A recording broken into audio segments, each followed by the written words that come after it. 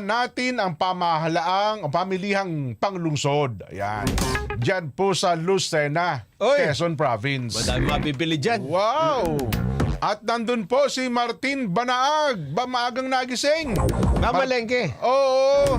Martin, good morning. Kamusta ka dyan?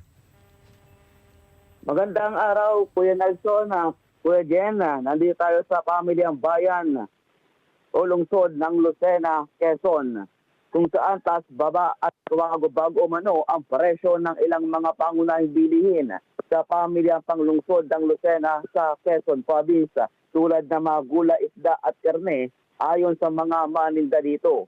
Sa presyo ng bawang na dating 120 pesos kada kilo, ngayon ay tumaas sa 140 pesos. Sibuyas na 100 pesos kada kilo, dati ngayon ay tumaas sa 160 pesos kada kilo. Sa kamatis, dating 40 pesos, ngayon ay tumaas ng 10 piso, kung saan ay 50 pesos na ito kada kilo. Sa luya, nagalaro sa 140 to 140 to 200 pesos. Sa mga gusto namang magpelakbet ngayong almusal at tanghalian, sa presyo ng gulay, kalabasa na tilya 60 pesos, sitaw 60 pesos, ampalaya na dating 80 pesos, ngayon ay tumaas sa 120 pesos. Talong, 50 pesos dati, tumaas ito sa 100 pesos kada kilo. At okra na dating 60 pesos, tumaas rin sa 80 pesos kada kilo. Para sa mga kababayan natin gusto namang magkapsuy ngayong almusal o tanghalian, sa presyo ng sayoteng lukban, 30 pesos kada kilo. Sayoteng bagyo, 60 pesos kada kilo. Carrots, 100 pesos. Broccoli, 300 pesos. Bagyo beans, 80 pesos kada kilo. Tumaas sa 140 pesos. Repolyo bagyo, 80 pesos. Lokal na repolyo, 60 pesos kada kilo. At petchay bagyo, 80 pesos. Narito ang panayam kay Ate Marilu sa lagay ng presyo ng bilihin at customer. Minsan ay mahal, minsan ay mura. Hindi pare-pareho. Kamusta po yung mga mamimili natin? Matumal po ba o tuloy-tuloy naman? May araw na matumal, may araw na mabili. Sa presyo naman ng isda, bumaba ang ilan na dito, gaya ng tulingan, dating 200 pesos kada kilo, bumaba sa 160 pesos kada kilo.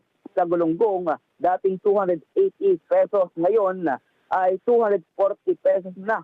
Sa gulyasan at tambakol, dating 200 pesos kada kilo, ngayon 120 pesos.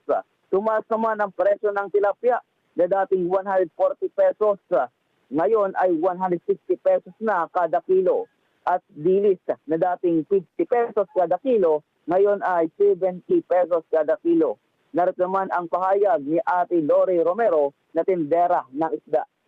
Ayos naman yung binabili din naman. Isa naman wala. Pati yung mga mahihirap na sa inyo. Isa mahal. Pero sabi rin ng mga mahal. Kahit Ano po yung lagay ng presyo ngayon ng isda po? Meron po bang pagbabago? meron naman ate, meron. Kagaya nga nito, nagbumaba. Di ba nung isa na yung tagalundaan, nagawang ko kahapon, ngayon mag-20 na. Nagbabago. Samantala sa presyo naman ng manok na dating 230 pesos, ngayon ay bumaba ng 10 piso na ngayon ay 220 pesos na.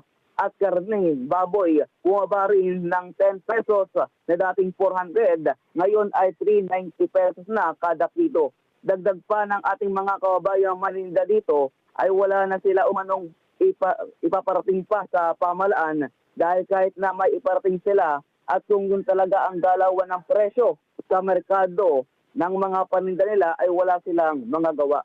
Balik sa inyo dyan, Kuya Jen, Kuya Nelson. Pero ang kamusta ano dyan? Yung bigas? Sa presyo naman ng bigas, Kuya Jen, meron tayong nakikita dito na bumaba ang presyo ng bigas dito sa merkado. Ayun. O di sige, ibili mo nga kami 2 kilo ha. Yung pinakamasarap na bigas sa Martin ha. Apo, meron ditong pinakamababa na 39 pesos kada kilo ng bigas.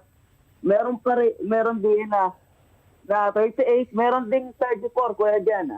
Yung mahal, magkano yung mahal?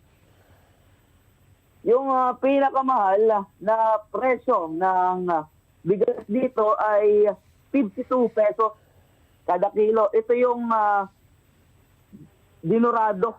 Ayan. Meron Sige. din brown rice, 70 pesos kada kilo.